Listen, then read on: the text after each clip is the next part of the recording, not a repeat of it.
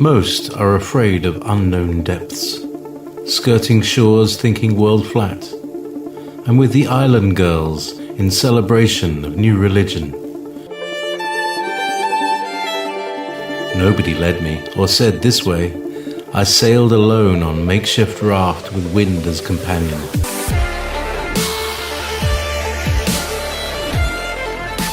Fate for deliverance, confidence enough to assess new disposition. Seekers of lost paradise may seem fools to those who never sought the other worlds. Welcome to Momentary Zen with Zen Garcia. Visit www.fallenangels.tv. You're listening to Revolution Radio. The ancient mysteries do indeed hold basis in truth. Pagan culture, earth-wide, once worshipped the winged snake, feathered serpent, and sentinel of the tree of the knowledge of good and evil. The antediluvian world exalted these mythical wyverns, revering them across nations as the guardian of the tree of the knowledge of good and evil, the fiery, flying phoenix. Foremost of these pagan deities, Lucifer, the shining one, keeper of the secrets and premier archangel. Cardinal Sphinx, he is known to Christians as the Genesis 3, the Nakash, master magician, chameleon enchanter, leader of the war in heaven and the Ephesians 6 power principalities, rulers of darkness, cast out of heaven so long ago. He and his hosts are nothing more than the mere angels in indeterminate guise, and yet for short time these seraphic angels, purged from the celestial hierarchy, would establish themselves predominant over a reprobate earth, disrupting the natural cycle of humanity's resolve, parading themselves as gods. Evil intentions govern their symbiotic relationships with these antediluvian peoples. They, these so-called gods, were worshipped with instillment, imbued the demand for virgin, victim, blood, and child sacrifice. Modern Satanism and current piety reflect similar accord. What does that say about these ancient dragons still ruling from behind the secrets and scenes as mighty Oz? Welcome, friends. I'm your host, Zen Garcia. This is Momentary Zen, and I appreciate those of you that have taken the time to join me this evening as we delve into all things esoteric. I appreciate all of you in the chat room and the fellowship and the dialogue. I learn from each one of you. Welcome, Cortex. Hello, Kathy, and Sindolo and Dharma and everybody else that is not in the immediate scroll, causation, and everybody else in the chat room. Tonight I'm going to be talking a little bit about the dragon lineages as well as the ongoing war that stems from heaven and finds continuation here on the earth as the enmity between the seed of the woman and the seed of the serpent. I've been doing a lot of appearances lately, and this is one of the questions that keeps bringing itself and presenting itself to me, and that many people are confused as to well, they believe that, as far as humanity, that we are all of the same family tree, the same lineage, having the same ancestors, and that we are all alike, similar accord, and that we all have concern, as most do, for their children and for the their children's, and those that come up and grow from their individual family lines, and that we all have goodwill and intentions of goodwill, and extending a good situation as far as security and comfort, and a place of nourishment and inspiration for all children everywhere, so that everybody can succeed in similar manner and grow to fulfill their hopes, desires, and dreams, and become productive members of society and culture, world, in whatever way that they aspire to be and to achieve, in dream and purpose. And that's not the case. Idealistically, yes, that sounds fantastic, and all of us believe this and learn in similar belief system, that we all embrace that yes, we are all the same, and that we want nothing but the best for each other and one another. And when you think along those lines, then when you see judgment being dished out, and when you see punishment being um, affected throughout the scriptures, and not just the biblical scriptures, but also in all the mythologies worldwide, of all the different religions, and all the oral and the traditions that people have been raised upon and have embraced their whole lives, and believing certain way, that it can seem like at sometimes uh, that God is vindictive, or uh, revengeful, um, or imbued with human traits which make him seem less godlike and more human, and prone to human conditions and characteristics and traits, which make a lot of people second guess whether God, or the so-called gods, whether they are indeed higher beings, because we would expect them uh, to behave, or at least handle themselves in a manner which does not, which we ourselves would not act out, or respond, or react within.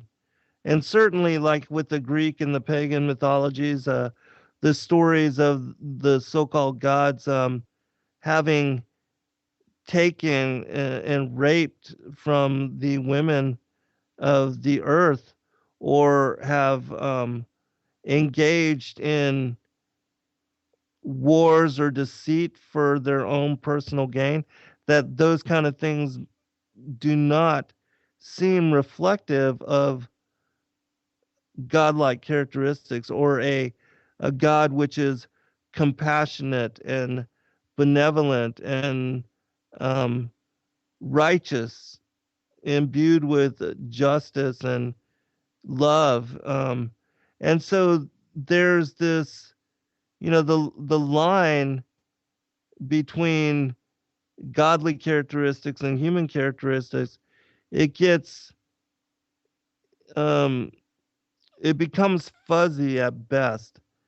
And unless you, in my opinion, unless one understands that indeed there is an ongoing war, and from whence it stems from, and that this is the reason why we see punishment, and we see whole peoples wiped out, and a legacy of war, which has extended through all the periods and histories of humanity, as far as modern humanity, and even pre-Adamic humanity, here upon this earth plane. And so I'm going to touch upon this in way that I hope that once you understand the differences between certain peoples, and specifically the seed of the woman and the seed of the serpent, and the dragon lineages and that of the masses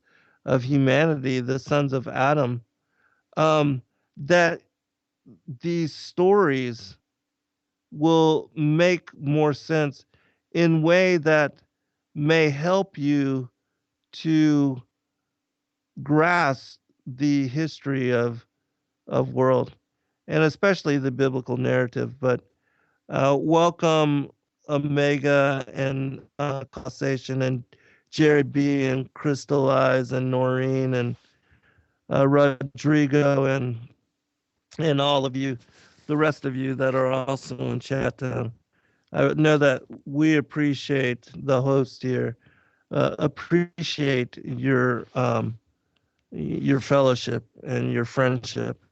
And so I'm gonna share also from my website at fallenangels.tv. I posted today a 4-page article written by an individual. Don't even remember his name. I think it was Jerry or Jimmy or something.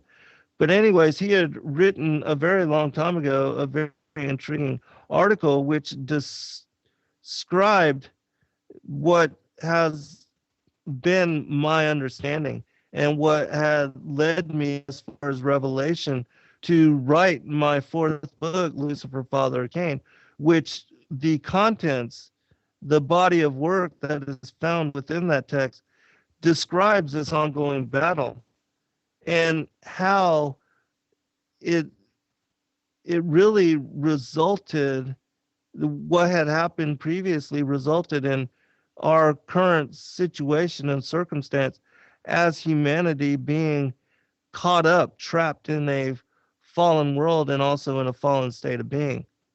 And so, because there is so much still confusion as to this topic, I thought it might help individuals to understand these certain players and also how um, certain individuals of both the biblical, the Egyptian, the Sumerian, the mythologies, the names that are associated to certain gods and goddesses, how that aligns with the revelation in the book of Enoch, talking about the rebel angels as well as that of the fallen watchers, and how there was indeed 2 incursions of angels which attributed to this ongoing war, and how this war fits, aligns with prophecy,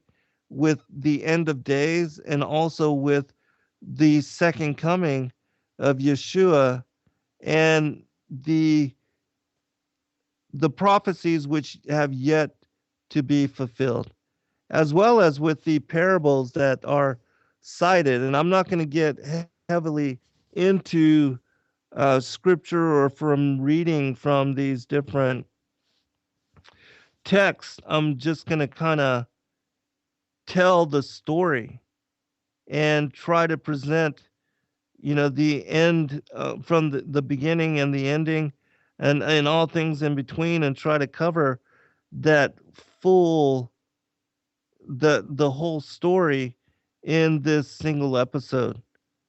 um and it's my hope that afterwards, that when you are confronted with different individuals research, or even when you read the different ancient mysteries and the ancient histories, even in watching things like um, the ancient aliens, that it will make better sense to you, and then you'll be able to grasp how the story comes together.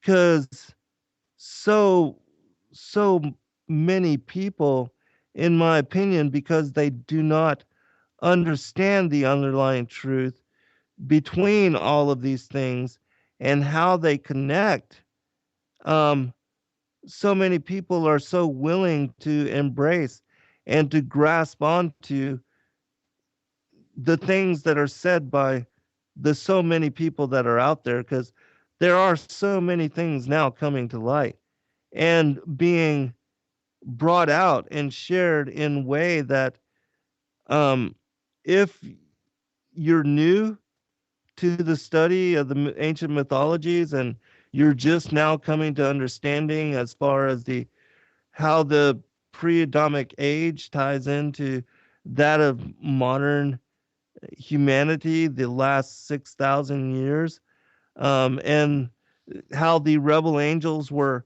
here before we were, it can certainly become confusing and it can be difficult to get a clear picture as to the bigger story. And so when we return from the first break, I'll kind of get into this and start telling you the, you know, from whence everything kind of began, how things came to be where they are. And as I said, hopefully the story that I will present will enable you to grasp all of the pieces as they come to you in your study or as they are shared by different hosts, radio show hosts, or authors, because there are so many individuals now that are covering different pieces of the story and telling you about this aspect or the other.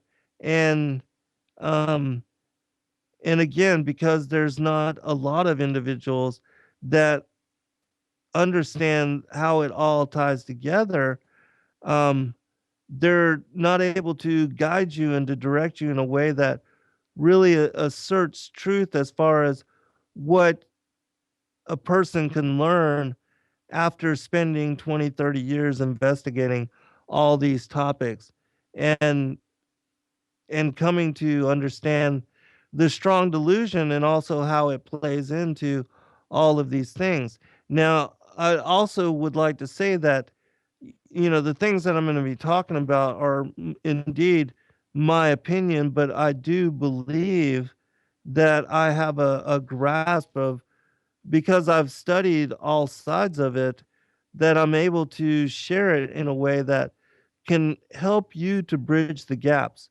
But that, certainly all of you must do your own homework and do your own research and see whether or not what I am presenting and what I share as story, if this is indeed, if it aligns with truth in the way that you yourself will come to understand, know, and learn about it.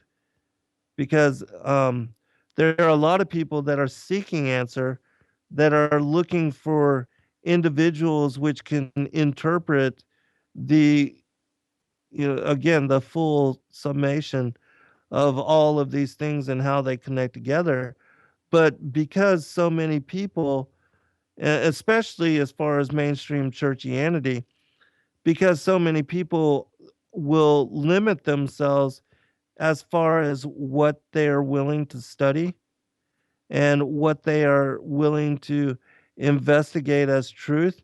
And because they exclude so much of what I believe is necessary as far as investigation and research to make sense of it all, that they never come to an conclusion which can help those that reach out to them for guidance and direction, which enables them to be able to answer some of the deeper and more profound questions which are in relation to these topics, such as the Nephilim, the fallen angels, and the giants, and how, the pre-Adamic age, the prior times, how all of that connects them.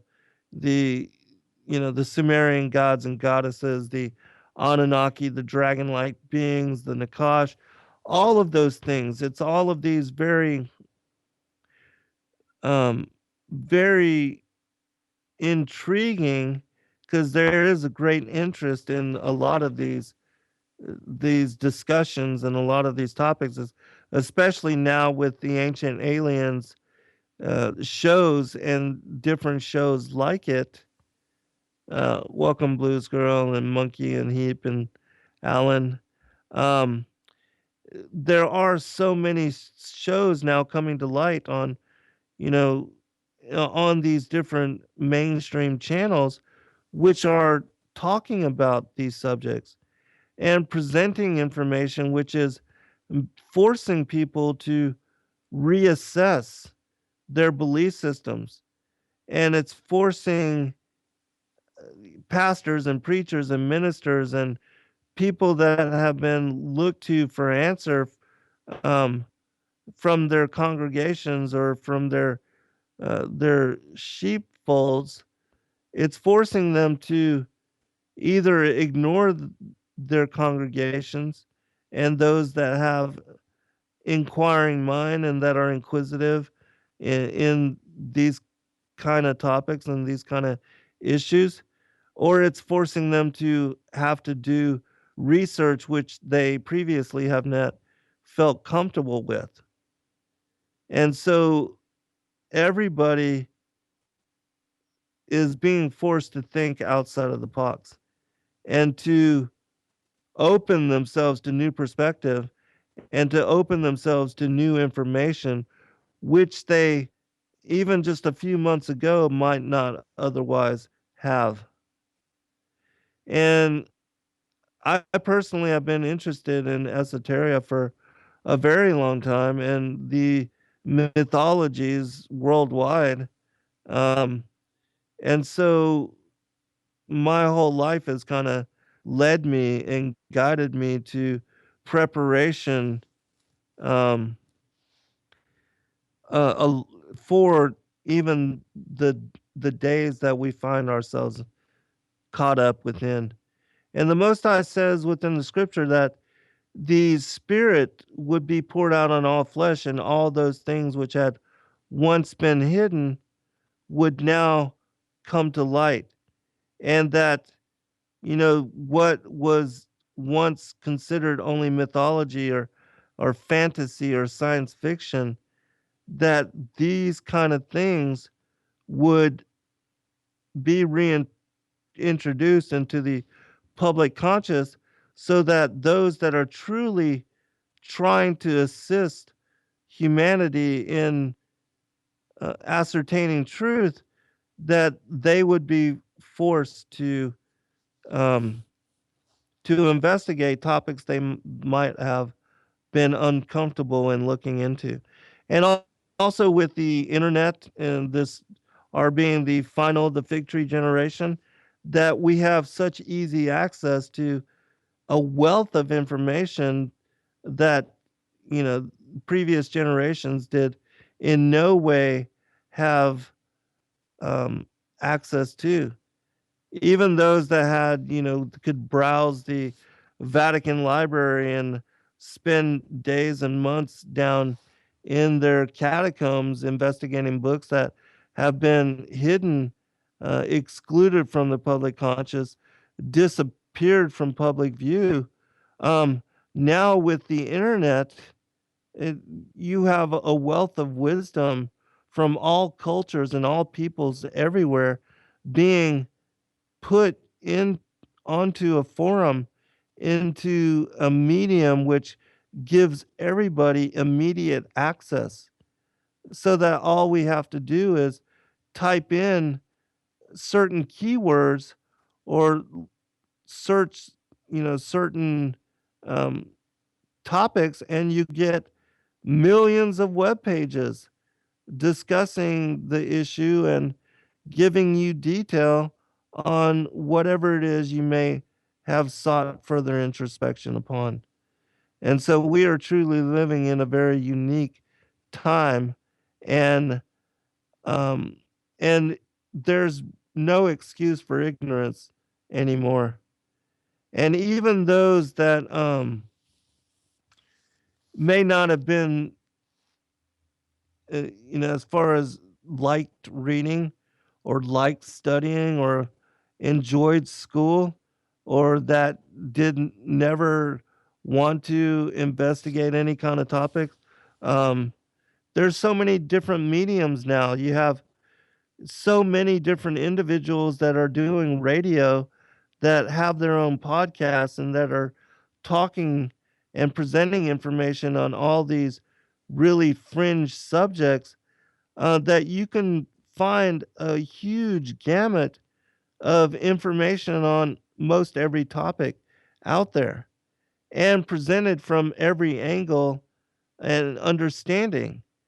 And so, um, you, if you really do research on a topic and spend time investigating, you'll get opinions from all sides of it, whether it's Christian, scientific, or individuals from all of the different cultures and religions and belief systems, atheists, agnostics.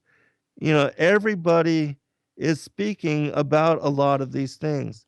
And all of these shows like Ancient Aliens and all the paranormal broadcasts that are talking about as far as alien abductions and fallen angels, the megalithic structures found worldwide, um, all the mythologies of these hybrids, even the pharaohs with having elongated skulls.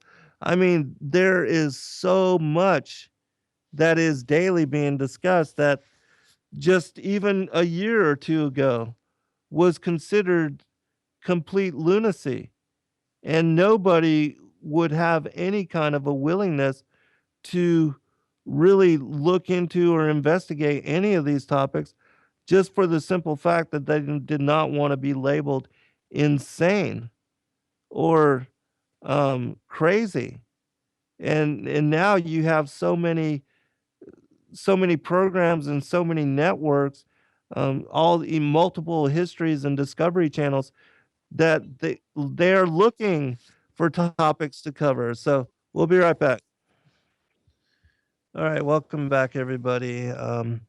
Just really quick before I get into the story, I just want to catch you up on a couple of projects that I'm involved in because many of you, those of you that have been following my work for a very long time, that you know that I've been working on a book on the war in heaven.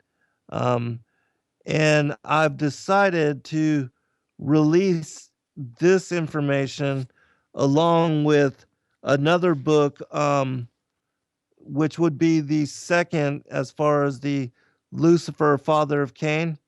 It would have been the second book. And so I think that compiling the War in Heaven information with this, the Lucifer, father of Cain information, which is going to be completely separate from my fourth book where I published all of that information. This is entirely new information and doesn't repeat any of that is found in that book. And that this will be one of the two books that I'm going to be working to bring to completion over the course of this upcoming spring. I'm also working on a book which will be a follow up to my latest as far as the Flat Earth as Key to Decrypt the Book of Enoch. But that one's not going to be ready for a long time because that's not my focus right now. And the other one is um, the Thracian Chronicles. You know that I've been working on the translation of the Bulgarian Thracian Chronicles text, which includes the Book of Adam and Eve, another text called the Chronicle of Longinus, the Chronicles of Navi, and several others that are not extant or found available in English to the Western speaking world. And so that's also one of my focuses. And as soon as I get some direction from the two people I'm working with on those interpretations, we will release the Book of Adam and Ua. That's the first one.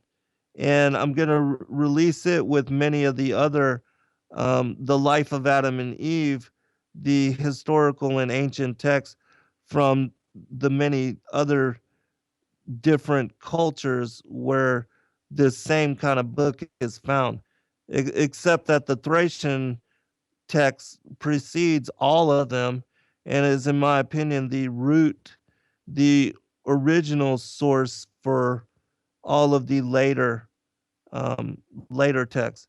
And it's fascinating because this will these two topics together, the war in heaven and also the Thracian book of Adam and Eve, and also my work with Lucifer, father of Cain, number 2, it will cover in fullness what I'm describing in what I'm about to be getting into.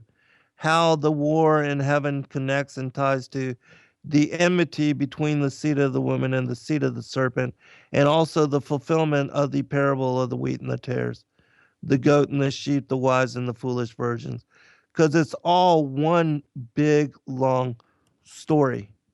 And unless you understand it as such, you can get very, very confused as to how to make sense, again, of all of history and its connections with the ancient mysteries as well as the biblical prophetic side of the gospel, and also the conspiratorial and new world order side of current events. And so let's begin. Now, the war in heaven, as those of you that have studied scripture and have looked into it, you know that there's two particular passages which everybody that studies scripture knows that Ezekiel chapter 28 and also Isaiah chapter 14, that these two particular passages and these two chapters, that they relate to Lucifer before he became Satan the adversary. And they relate and give us introspection into a time before he was exiled and banished out of the heavens, and then exiled here to the earth, and that this occurred before the creation of modern humanity, and which would include the last 6,000 years of history upon the earth. And so, what led to that? What led to the iniquity that was found within him? And what led to his deciding that he wanted to be as God himself? Well, in the previous books that I have shared, specifically my 4th book, Lucifer, Father of Cain, and my 6th book, Sons of God, Who We Are and Why We're Here, and also my 7th book, Skyfall, I have in each one of those covered different aspects of the war in heaven and covered different degrees of how what led to the war and how it came to be that we find ourselves in the next stage of it, as far as the war between the bloodlines, the dragon lineages and that of the human bloodlines. And so the story goes back to the creation of the angels, and Lucifer, known as Satan now, he's also he was the first archangel that was created. And in those books that I just cited, and also in the one that I will be publishing as soon as I get chance to make it available, um, it lists all of the source references, all of the descriptions of the war in heaven found in the canon, as well as many extra biblical and extra canonical sources. There are more non canonical sources which describe and give detail on the war of heaven to make one better understand the to elaborate on the story. It gives greater detail so that when you picture it and put it together, it then makes sense that, this happened a long time ago, and it also is what led to later the fall of humanity. And so I'll detail that. And as I said, I'm not going to be reading all of the passages, all of the scriptures which are connected and which elaborate on this story. You can find those. I've done many shows on the war in heaven. And if you go to my YouTube channel under Endeavor Freedom, you can just search War in Heavens and the Earth and list my name, Zen Garcia, and you should have, many of those shows come up and you can listen to them, because in a lot of them I did actually read from the scripture and read from the other source references, so to give you a better understanding. But tonight I'm not going to do that. I'm just going to kind of tell you about the story. And so when you go back and you understand that it was Yahshua as the Word, that he and the Father being one, that he was the one that had created the archangels on the first day, and even the sons of God, and that the Most High God, Yahweh Elohim, that he manifested the angels, and there was a period before the reference of "let there be light." There was a period when the universe and all of creation sat in darkness, and the angels had thought. They had free will to think, and they were able to conceive and to ponder and to uh, imagine about their circumstances and their situation. But nothing was visible, and they could not see as far as the creation in its definite form. But they had thought. They were able to ponder, much like being, laying down at night and before you go into a dream, where you're sitting in the darkness and you're thinking about, your the daily what occurred over the day, uh, concerns, worries for the past and the future. It was that kind of space of imagining, pondering. And so the angels, the sons of God, which as I teach it, included us because we had pre-existence with them before our being incarnated into flesh form. And so well, anyways, the Son was to be revealed to all of the angels, and the angels would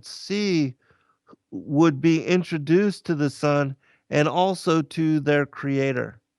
And so the the Father, and this occurred a lot of times during the life of Christ, where even when he was baptized by John, and even when he was seen in the Mount of Transfiguration with Moses and Elijah, that there was a voice out of the heavens which spoke about and talked about the Son and how well pleased the Father was with the Son. Well, this was the same thing as when the Son was introduced to the angels and to all the sons of God and to the creation. When the Father said, "Let there be light," that this is the moment when Yeshua, as the light, as it also references in Revelation, and that he being the original morning star, that he coming into being, not that he wasn't already pre-existent and had already been with the Father since going back to the beginning, if there is such thing, which the Father and Son have always been, and they are the source, the force which brought everything else into being.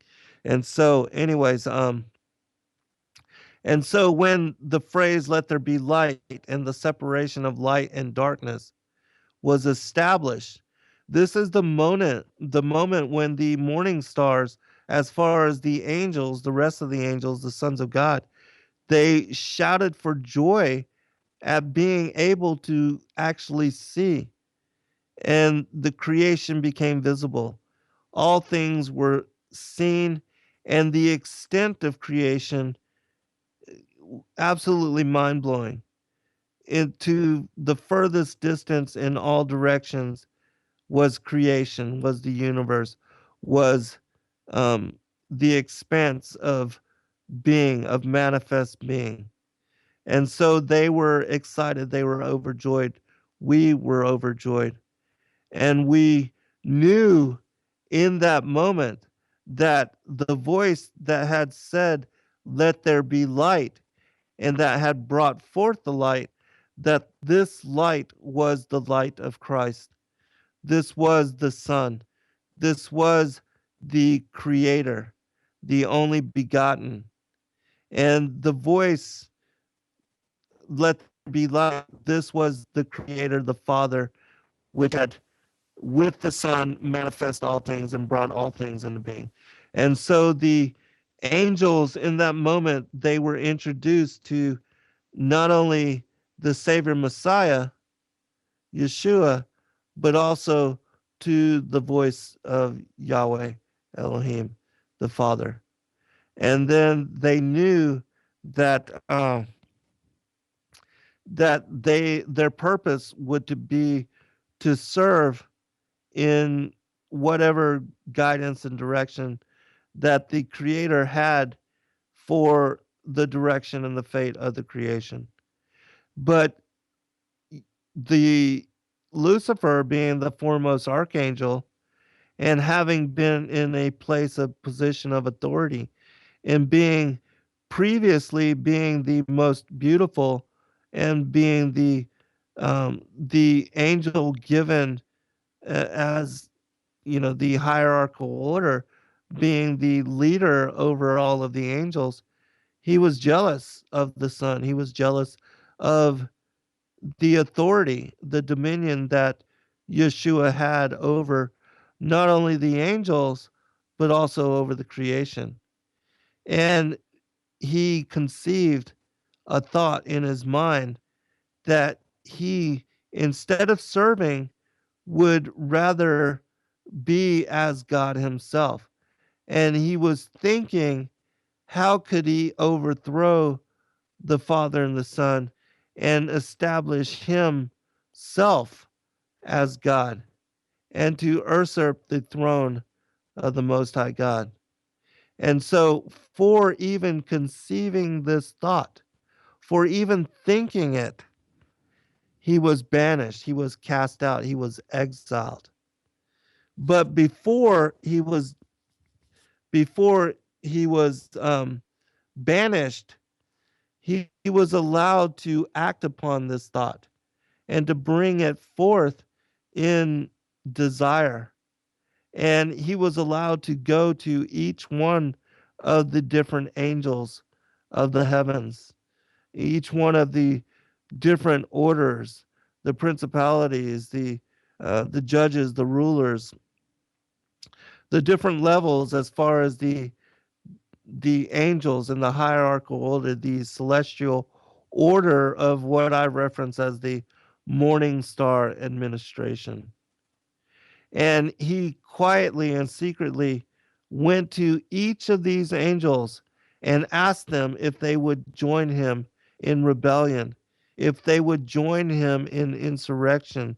And together, he appealed to each one of them that together they could easily assert their power and overthrow the Father and the Son, and that they could do so in a way where it would be quick and decisive, a blitzkrieg type of war, and they could establish themselves as gods, and that they could have the free will to rule over all things. And Lucifer's appeal was so great, and his power and his authority was so great, that a third of the angels of the Most High actually believed that he would succeed, and that together with him, that they would overthrow the Father and the Son, and that they would then establish themselves as kings, as rulers, and that they would have to be listened to as far as what their will and intention and direction for for creation, what all of that would be. They could decide it, and they could establish it and make it out, and then they would be in a position that all of the other angels would have to adhere to their commandments and to their decisions. And so Lucifer succeeded in having a third of the angels of the Most High join him in this war, and then they went and covertly at first, but then openly set to uh, to battle in trying to indeed subject the rest of the celestial hierarchy to their wish, to their intentions, to their desires. And the Michael, Gabriel, and many of the other angels of the Most High that refused to join him in such insurrection, with the Son, they were able to overthrow Lucifer and those angels which joined him. And they cast them out, they banished them from the upper heavens. But being cast out, they were allowed temporarily to assert themselves over the lower worlds, the lower portion of the heavens, the six heavens down. And so, which is why in when you read like the book of the secrets of Enoch or the ascension of Isaiah or the vision of Paul, these different books which show these different Old Testament patriarchs and New Testament patriarchs being taken up through the 10 heavens and brought before the face of the Most High God in the seventh heaven, how in their ascent there was angels on the left and also on the right, that there were two sets of angels, the fallen and also those that were the angels of the Most High God. And so Lucifer was cast out to the lower worlds, to the lower heavens. And this was even before the earth was established and came to take on its present form.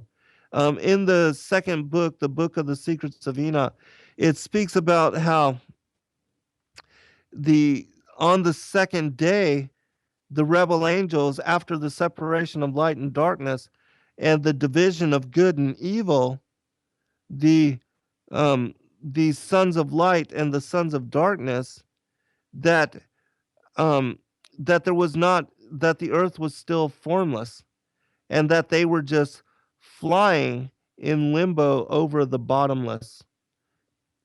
And then it was afterwards,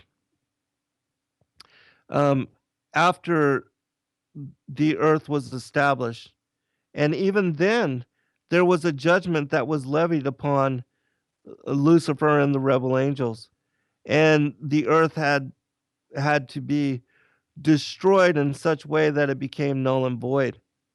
And then this is also described in Jeremiah, where there was not yet man, and how all the birds of the heaven had fled, and all the cities of the wilderness were destroyed. There was judgments levied against the fallen angels many times in many different ways. And the Most High, the Father and the Son, they gave them many chances to turn the other cheek and to rejoin the celestial hierarchy.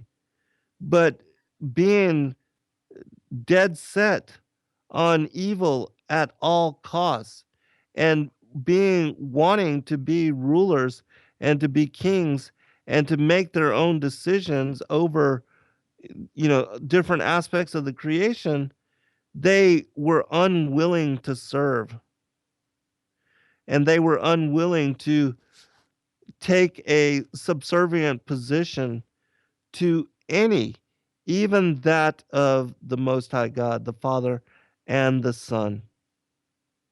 And then it describes also in the text that when Adam was created in his bright natured form and as an immortal angelic being, that the being made in the image of God, all of the angels were. We'll be right back and I'll continue. All right, welcome back, everybody. Just a real quick reminder that Revolution Radio has upgraded to new and more secure servers. So those of you that can and appreciate, all the shows that we do and all the various hosts that come to you and all the different perspectives and sharing opinion on current events and all of these different esoteric topics, please do support us in our efforts to continue to grow and to come to you in the way that we are able. Go to freedomslips.com, click on the donate button, and join us for another incredible year as we delve down the rabbit hole in introspecting and investigating as far as all things weird and strange and anomalous. But anyways, I want to quickly, because I know that I will run out of time and that the topic that I'm covering this evening is so large. Um, and so I want to try to get as much of it packed into this one show as possible.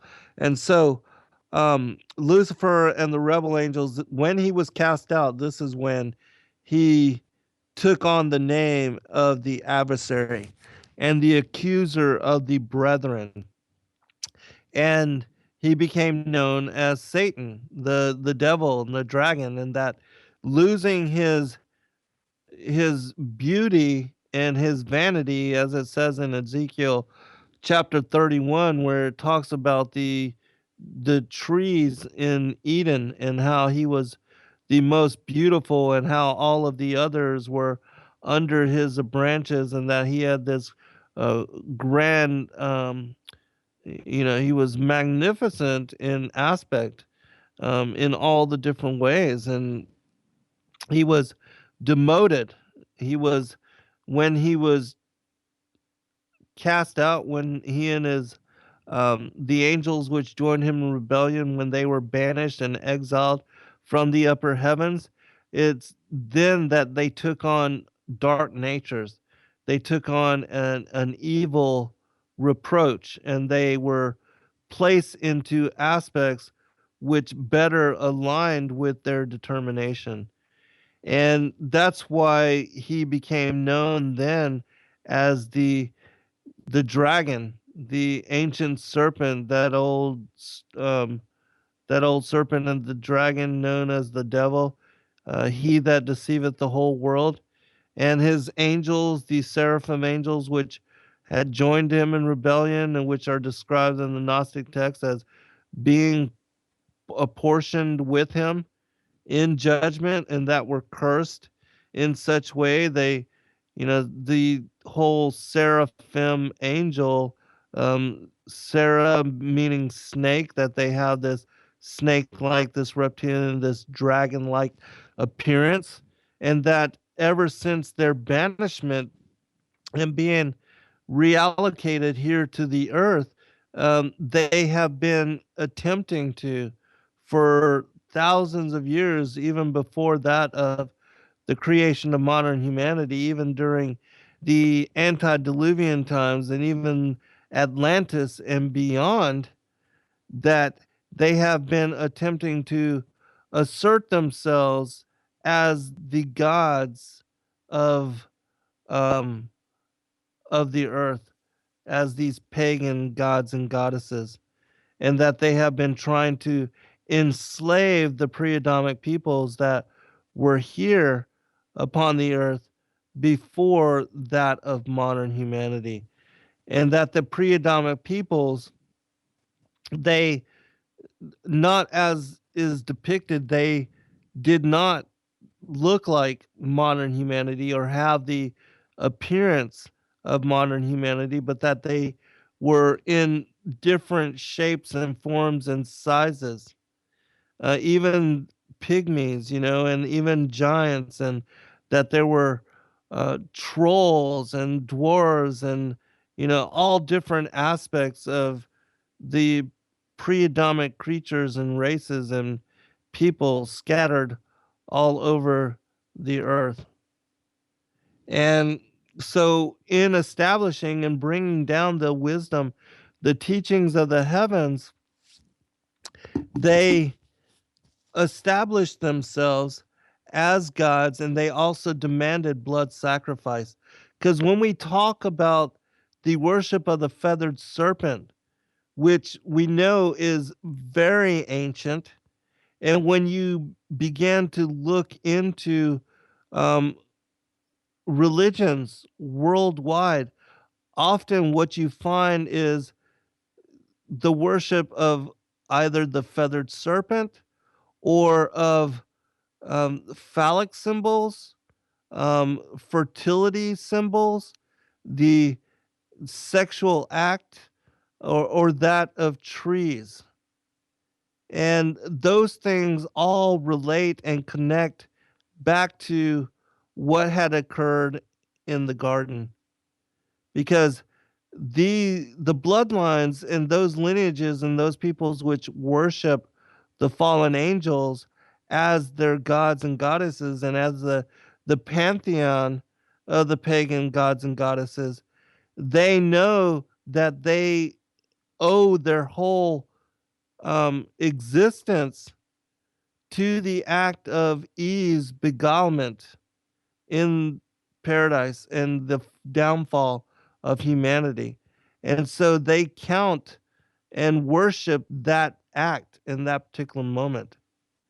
But I'm jumping, I guess, a little bit too far ahead, but the pre Adamic peoples, they worshiped the feathered serpent, the Nakash.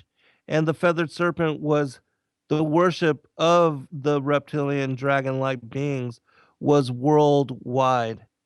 And in knowing about the heavens and knowing about certain heavenly phenomena, um, eclipses, uh, things of that nature, the sun shifting and reversing course in the skies, and the days getting longer, the harvest season, when the year would begin on the vernal equinoxes, or when the seasons would change.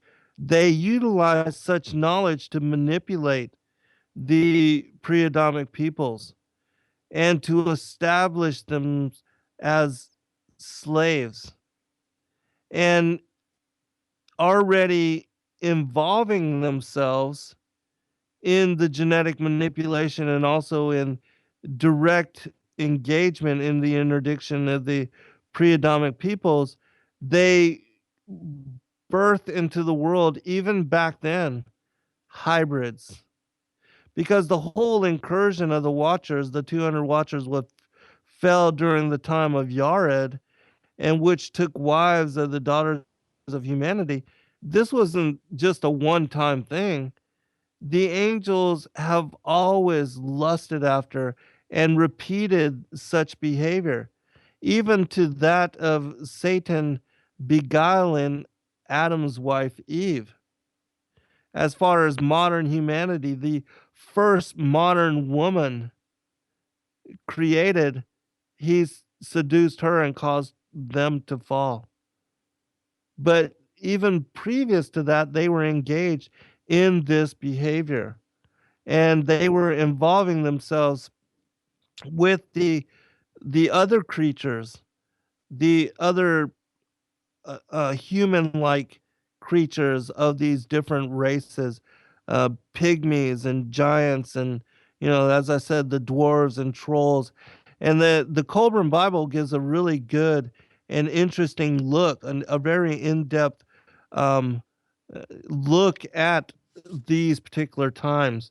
And this is why we have ingrained into the human consciousness the stories of things like Lord of the Rings, because these kind of things actually did happen, and they did occur so very long ago that this is what's transpired, and this is what is burned, ingrained into the memory of humanity, even up until this day and age.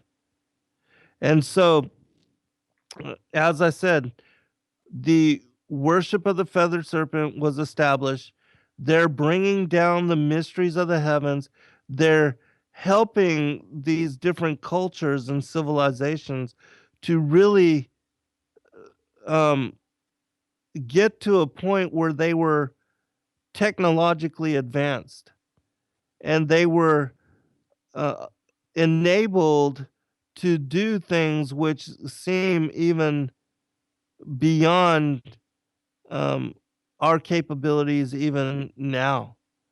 And there were technologies, there were things, as is described in the book of Enoch, with all the various angels, the science of the stars and astrology, root cutting, and black magic, sorcery, all these different arts, even of smiting the child within the womb, abortion, the arts of manufacturing metals and creating weapons of war, all of these things, farming techniques, domestication of animals, um, the creation of caste systems which empowered the hybrid races that were born from the affairs of these particular beings, the marriage of the rebel angels with the different bloodlines, the dragon lineages,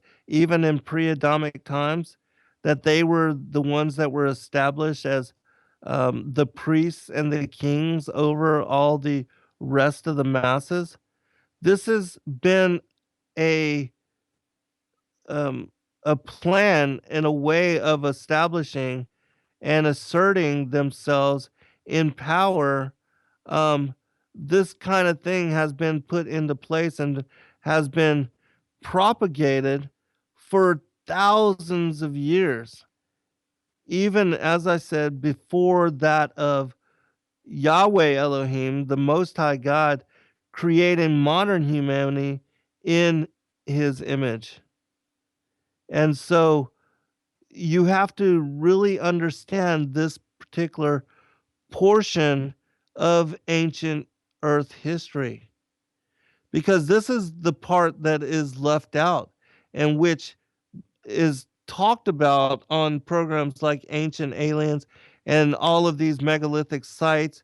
The discussion of, you know, certain items which are anomalous and which are out of place. Things like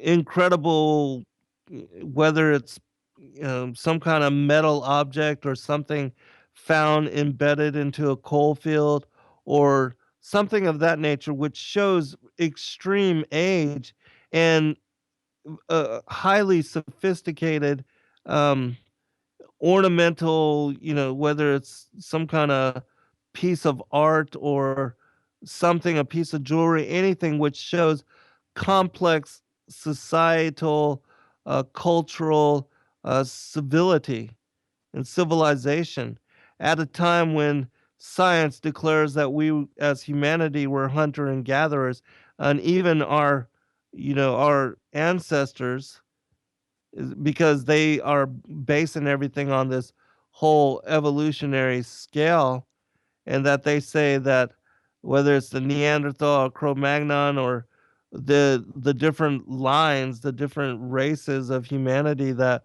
were in existence during that time, they basically say that we were all hunter and gatherers and had not even formulated techniques for farming or the domestication of animals, and yet you have many of these megalithic sites, uh, huge, massive city complexes with incredible temple complexes, all at the very bottom of the oceans and lakes and huge bodies of water that had to have been built and established at a time when the water levels were completely different and the oceans were at very much lower elevations.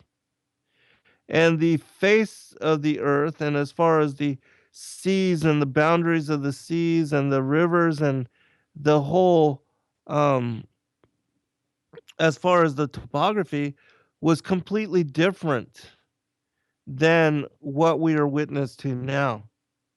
And so these kind of things verify the that the fallen angels were here very much a long time prior to the creation of modern humanity. And so why was it? Why was modern humanity created? Well, the Most High, as a judgment against the fallen angels for their attempts to establish themselves as gods, and also to have established all of this abomination where they demanded blood sacrifice, children sacrifice, the blood rituals, engaged their people and their followers in cannibalism and um, the drinking of blood and all kind of other abominable um, rites, the establishment of fertility, even sacred prostitution and um, temple prostitutes, all these kind of things. They were establishing festivals after sexual orgies and things like that. Uh, those kind of things which were taught and indoctrinated into humanity, the Most High was going to judge them for these things, and did so. Even with the destruction of the earth, which made it null and void, even Atlantis was destroyed in similar manner. And is referenced in Ezekiel chapter 26, the you know uh, the cultures of the old times, and those cities that found themselves at the bottom of the oceans and the seas. It was the same thing being repeated. And so modern humanity was created as a way to bring forth judgment and also to bring opportunity to the other sons of God, the other angels, which either didn't um, either did not fight for the Most High God during the war in heaven, or that chose to sit on the sidelines and wait for the outcome before determining whether they wanted to follow after Lucifer if he actually succeeded in overthrowing the Father and the Son, or if they just chose not to get involved in any way. Whatever was the choice and whatever decision, the Most High God, the Father and the Son, would create a whole new age, a whole new world age, and a whole new people, a whole new creature created after and in their own likeness, after their own image, which up until that time there was no creature as beautiful or as magnificent as was Adam and Eve when they were created. And Adam being created, this is when the fallen angels, he was going to be created to rule in paradise and to rule on the earth. And all of the angels were asked to bow before him, even that of the fallen angels, the rebel angels, and they refused to do so. They, just as they refused to bow before the Son, bow before Yahshua as the light and as the only begotten, so did they refuse to bow before Adam as the only begotten in the image of the flesh and body, as far as the angelic, bright nature, immortal being. They refused to bow before Adam. And Lucifer, just like he decided um, to challenge the sun and to create a war and to create an insurrection where him and the 1/3 of the angels that joined him would attempt to overthrow the dominion and the authority of the sun, so would they attempt to overthrow Adam in his rule in paradise, in his being placed into the garden. And that's when Lucifer decided to sneak in to paradise in the form of the serpent, in tempting Eve and causing the fall of humanity, teaching them and tempting them to be as gods themselves. And that's when Eve, eating of the fruit from the tree of the knowledge of good and evil, and Adam repeating the act, they lost their immortality. They lost their bright nature. They were cast out of the upper heavens. From third paradise, they were cast out, and they were placed here upon the earth where the rebel angels had also been exiled and been banished to. And so then now they find themselves in a fallen state of being, in that they were changed from an immortal, bright natured, angelic being to that of a fallen flesh form. And their spirits, the breath of life, the portion of them that was their pre existent spiritual being, was married with the flesh, and they became human beings. And when the human being was found here upon the earth, Lucifer and the rebel angels, they totally um, focused on enslaving humanity, enslaving this new creature, this new image of God, and also in using the being for their own sexual lust and gratification. And they abandoned their other, as far as the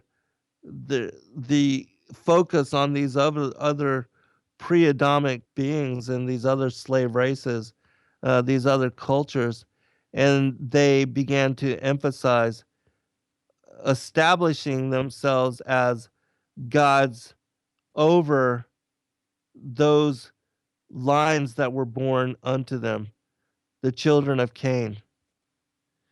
Because the Father and the Son maintained relationship, and the Most High angels retained relationship with Adam and his children.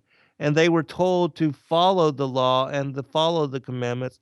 And they were told that as long as they remained subservient and sought God for assistance and praised him and worshiped him for being given granted chance to participate in life and being, that they would be protected and they would be preserved. And there would be a remnant throughout all the ages, and that at the very end of days, when judgment ensued, that their seed would be raised for vindication, raised for preservation as the wheat. And the bloodline of Cain, those that would establish themselves as the kings and the princes and the rulers over the rest of the masses and the sons of Adam, they would pay for their actions and their deeds and their arrogance and their selfishness. And they would be brought to condemnation. And that is their lot as the tares. But again, like the wheat and the tares, both look exactly the same until the time of the harvest. And so this is why Yeshua said in the gospel in Matthew chapter 13 to allow both to grow together until the time of the end. Because in the end, the actions, our behaviors our allegiance, who we choose to be, how we choose to be, everything would determine whether we are to be included and numbered among the elect and counted as a wheat, or if our actions and our behaviors, our predisposition, um, finds us numbered with the tares and those that would be brought to condemnation and burned as the tares in the fire. And so, when we return from this break, we'll elaborate a little bit more, and I'll talk about the enmity, because this is the enmity between the bloodlines, the two seeds. This is the second part of the war in heaven. Be right back. All right, welcome back, everybody, for final segment.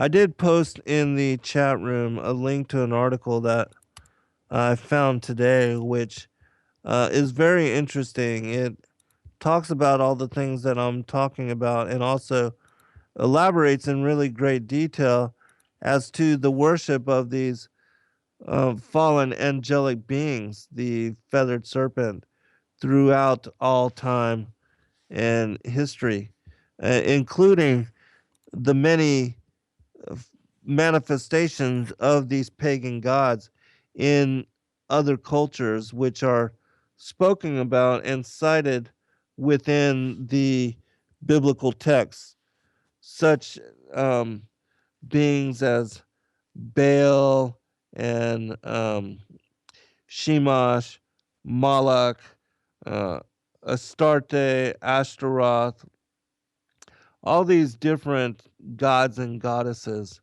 which are familiar within the biblical text, but which relate to these particular beings that we're speaking about, as far as the pagan gods and goddesses, the hierarchy, and the what others would call and cite as the Anunnaki, or the Sumerian gods and goddesses like Ishtar and Enki and Anu and Enlil, the Egyptian like Horus and Ra and Isis and Ptah, um, Marduk, all these different beings are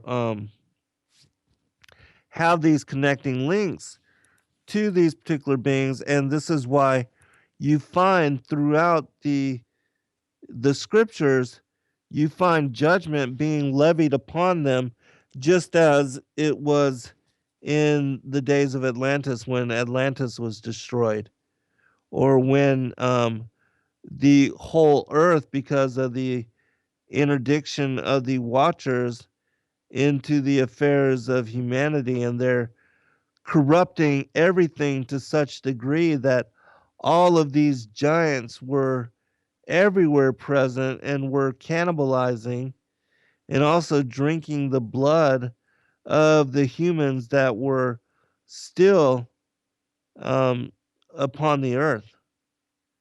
And so, you have this same thing being repeated over and over and over, where the fallen angels and the actions and the consequences of their behaviors have forced the Most High to levy judgment against them, or even Yeshua as the Son, whether in the form of the angel of the Lord, or the Word of God, or the Word of the Lord. I mean, there's so many different manifestations where you will see his presence and his actions um, in the scriptures, but not have recognition of him as being like Jesus Christ or Yeshua. Because most people just think that Jesus Christ was a human being that only was born and only lived during that particular time, and that he had no pre-existence, and that was not involved in any of the other aspects of Scripture, when the exact opposite is true. Even so much so that even in Jeremiah, it says in chapter 1, where the word of the Lord goes to Jeremiah and says, I knew you before you were ever in the womb of your mother. I had ordained you to be a prophet unto the nations. It was the word of the Lord or the angel of the Lord. You'll see this all throughout scripture. And when you have this understanding, then it will make sense to you that it was Yahshua that was interacting with the Old Testament patriarchs and also protecting and preserving them in different aspects, in different ways, and also levying judgment on them. Like in the first book of Adam and Eve, there are so many interactions with Adam and Eve and Satan and the rebel angels. And it's the word of the Lord, Yeshua, that protects them. They are killed several times previously, and he raises them from the dead. Um, and once you have this understanding, once you have this insight, then you see how for thousands of years and over, the first world age and the second world age, you have this same war being waged between the Father and the Son, and that of Lucifer as Satan, the adversary, and the other rebel angels which joined him in insurrection. It's these two forces of good and evil being these two sides competing against one another throughout the scriptures. And that often it will be the rebel angels that utilize the children of Cain, whether it's through um, because after the flood, it's through Og, who was the only giant, the last remnant giant to be preserved through the flood. And he was involved with the children of Ham and Canaan. And that's why even after the flood, we have another incursion, a huge propagation of another, so much so that when Joshua and the Israelites went into the land of Canaan to take their inheritance, the inheritance that was promised to their forefather Abraham. When they go into the land to take it back from the children of Canaan, who had usurped it from the children of Shem, then you understand that it's these two sides at war with one another over and over and over and over. And that's why also in the Old Testament, the Most High God tells them to slaughter every man, woman, and child. Because the people that were in the land that were inhabiting Canaan, they were of these, they were the sons of Anak. They were of these giant bloodlines, these hybrid children that were involved in cannibalism and blood sacrifice and the offering up of even their own children to their fallen angel gods, whether it was Dagon or Baal or Moloch or whichever manifestation of whichever fallen angelic being, that they performed all of these abominable rituals. And it's the same even today, that these things are being propagated even in places like Bohemian Grove on the on the summer solstice. Um, these blood rituals, the cremation care, children being offered up in sacrifice. These kind of things are ongoing. The rituals that take place, that individuals like Carolyn Hamlin and other Illuminati insiders have attested to and shared account of their, even as children, being involved in rituals where other children are being slaughtered and sacrificed, and then their blood captured and consumed, and their bodies, that they are being eaten, cannibalized, and how those beings that are tied to these elitist families, how even in their own statements they talk about how they are um, part of those lineages which stem from the whole beguilement of Eve, the Canaanite bloodlines.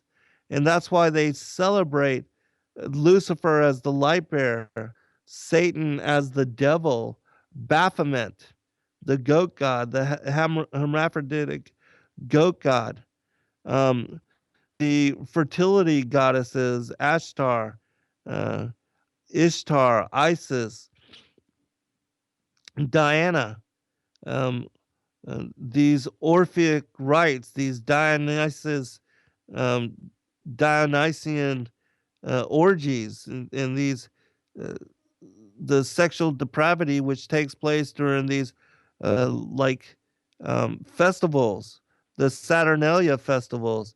All of these things are tied together with the abomination which is attributed and asserted to the children of Cain, and those bloodlines, those lineages, those peoples which attribute their ancestors to being the rebel angels that rebelled and went to war against the Most High and sought to overthrow the Son, the Father, and the Son, and also to the Watchers, which um, took wives from the daughters of Cain, and that descended during the time of Yared. And you see this being repeated over and over and over. And that's why, those people that don't understand what occurred throughout the Old and New Testament and that is ongoing even today, when the Most High tells his people to go in and to slaughter them and to bring sentence and to bring judgment upon them, why it is that he did not even want one child spared, because he knew if one were spared, they could leaven and corrupt the whole of his people. Just like with Solomon become involved with pagan wives, how he got involved in the sacrifice unto idols and engaged in some of these, he was involved in magical rites and involved with demonic beings. And this kind of thing is the reason why the Most High was so harsh in his judgments against this particular bloodline. And this is truly why he absolutely hates. Yes, he hates. He even says that Esau, who gave up his birthright and took pagan wives and married into these Canaanite bloodlines, Esau was hated even before he was even born into the flesh because of his predisposition, because of what he did in his previous embodiment. That he, in my opinion, was one of those who fought for Satan and fought against the Most High. And his election was such that he would be born into one of these bloodlines.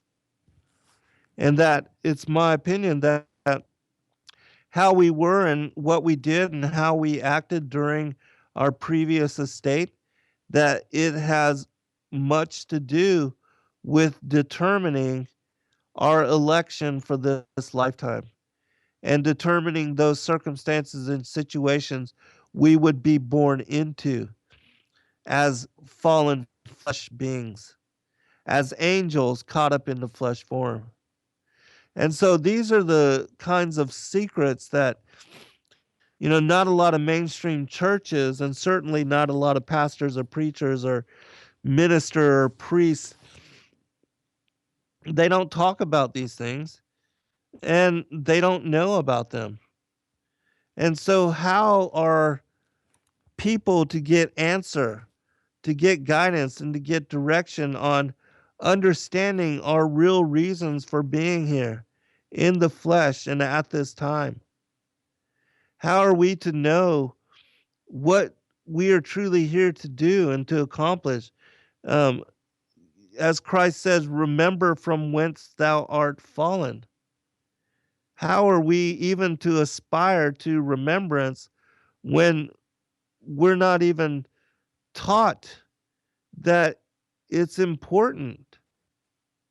It's important to know the larger reasons for our being here and being born into this world. And no, it's not about getting a good education so you can get a good job, so you can pay your taxes. And then when you're finally 65 years old and worn out and too old to even enjoy your life, to then enjoy your golden years. Most people die without ever having come to truth on anything. And thus, that's why the elect is such a small minority. That's why the wheat are but a few. And that's why it is that we have to bring and put the kingdom first, so that in study and in prayer, in asking for revelation and asking for understanding, that we can make sense of all of these things, and then coming to revelation about them, we can then use what we have remaining of our lives and our focus and our determination to align with our understanding, and to choose to aspire to allegiance and alliance with the Most High God, the Father and the Son, so that we can be counted and preserved for an eternal inheritance, which includes us as part of those that will be saved and have part in salvation. And in my opinion, these are the most important things to come to knowledge upon, the most important things to come to understanding upon. And yet, people that study in such manner, that dedicate their lives in such manner, they are ridiculed by world. They are ostracized and made fun of by the seed of Cain and the powers and the principalities, the rulers of darkness, the wickedness in high places, those that rule in this world and that are trying to thwart and to lead astray and to deceive as many as they can, so they will have no inheritance and no return to their first estate, so that they will never, ever even question their being indoctrinated into the matrix and sold to buy into the American dream. Materialism, buying stuff and accumulating stuff and gaining power and prestige um, and authority, so you can indulge in the passions and the pleasures of this life, so that you can be as sexually deviant and above the law in as many aspects as the fallen angels bless and grant you favor within, whether it's fame, fortune, or whatever. So many things. I saw recently this show. It was talking about in Hollywood. They ran an ad, and they were basically asking people, those who wanted to sell their souls to the devil, and what they would sell their souls to the devil for.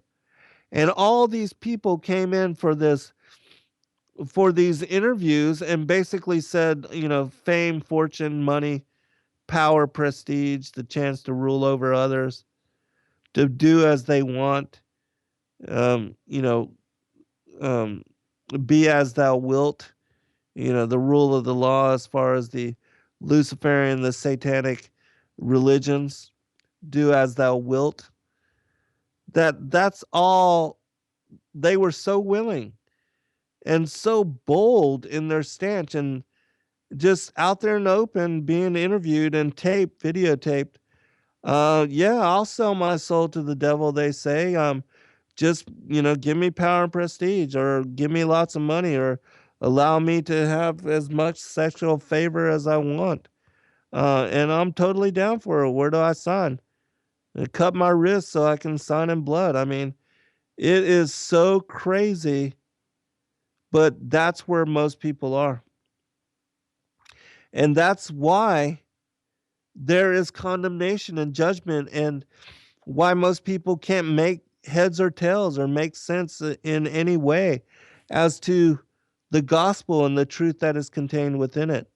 And the whole design of the grander plan for Yeshua coming into the flesh and dying on the cross and being crucified, and the Father giving of his only begotten Son to enable all of us to have a forgiveness of sins, a chance for redemption, a clean slate, so that we can aspire to the grace that is being extended to each one of us, of which most of the world has no want, no concern, and wants nothing to do with. That we will be hated for his name's sake. And I particularly have been dealing with this over since I've been doing a lot of round tables with a lot of individuals that aren't Christians, that aren't students of the scriptures, that don't understand the gospel, and how much they hate Yahweh Elohim, and how many of them even believe that the Old Testament God is Satan, and that we're being deceived in that manner, or that they hate Christ, or that they don't believe in his divinity, or that they think he was a good teacher, but that there's no divinity, there's no that he was never the Son of God. And it's mind-blowing to me how many are ready and willing and wanting to buy into, and how so many are willing to accept the ancient aliens as our creators. How many are now embracing and opening themselves up to the Sumerian religions, and that are praying to beings like Enki and Enlil and Anu and Ishtar and Isis and all these pagan gods. They're actually worshiping them. And they're okay with, offering their own blood. They're drinking the bloods of their covens. They're sharing blood. They're indulging in these sexual rites, the sexual magic, and indulging in drugs and pornography, and all these things, evil, even to where they're cursing, levying curses upon their neighbors, their brethren, and even friends, in order to achieve money, status, power. It is insane to me what people are willing to sell their souls for. Because really, in the grander scheme of everything, your eternal inheritance is all that matters.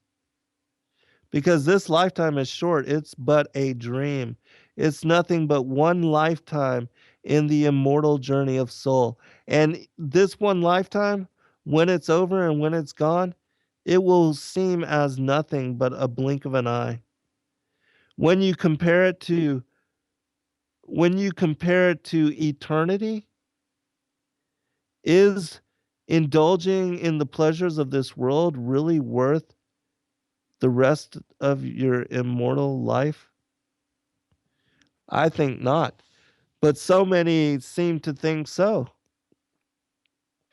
And so everything is turned upside down. This world, the temptations of it. So many are so willing to buy into it, so that they are led astray and deceived.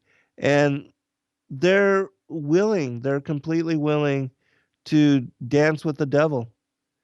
They're, singing a symphony for the devil, and engaging in behaviors which court